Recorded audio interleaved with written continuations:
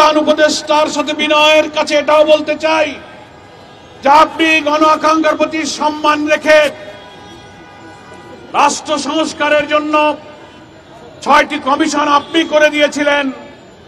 আপনি সকল রাজনৈতিক দলের সংস্কার প্রস্তাবকে ঐক্যমতে আনার জন্য ঐক্যমত্য কমিশন আপনি গঠন করেছিলেন। আপনি সরকারেরও প্রধান, আপনি ঐক্যমত্য কমিশনেরও প্রধান। ঐক্যমত্য কমিশন দীর্ঘ কয়েক মাস চেষ্টা করে জামাত সহ সকল রাজনৈতিক দলের চেষ্টায় জুলাই সনদ যা তৈরি করা হয়েছে সেই সংস্কার প্রস্তাব বাস্তবায়নের দায়িত্ব ঐক্যমত্য কমিশনের প্রধান হিসেবে, সরকারের প্রধান হিসেবে আপনার কাছে সেগুলো পেশ করা হয়েছে।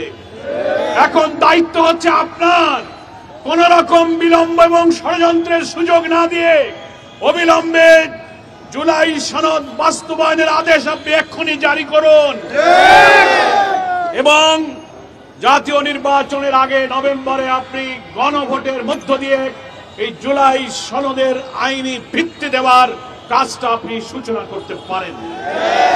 যদি আপনি তা না করেন তাহলে আপনি জনগণের আকাঙ্ক্ষা পূরণের জন্য আপনি যে সম্মান অর্জন করেছেন এই দায়িত্ব আপনার, ফলে এটা আপনি করতে না পারলে আপনার মর্যাদাকে আপনি নষ্ট করবেন। আপনার মর্যাদা, আপনার সম্মানকে অক্ষুণ্ণ রাখার প্রয়োজনে আপনি রাজনৈতিক দলকে এক টেবিলে বসার জন্য আহ্বান জানিয়েছেন।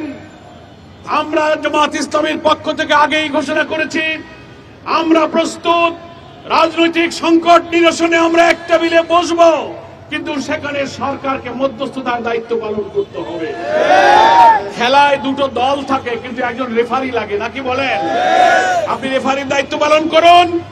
আমরা সহনশীলতা, আমাদের মধ্যে নেগোসিয়েশনের দৃষ্টিভঙ্গি রেখে জাতীয় স্বার্থে আমরা অতীতেও ছাড় দিয়েছি। প্রয়োজনে সকলে ঐক্যমত্য হলে আমরা বৃহত্তর ঐক্যের মধ্য দিয়ে নির্বাচনকে ফেব্রুয়ারিতে সুষ্ঠু করতে চাই।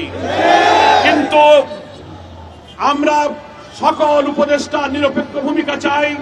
আপনি প্রধান উপদেষ্টা হিসেবে আমাদের আজকে যে স্মারকলিপি পেশ করা হবে, আমরা এখন 8টি দল একসঙ্গে এই দাবিতে আপনার কার্যালয় অভিমুখে যাত্রা করব।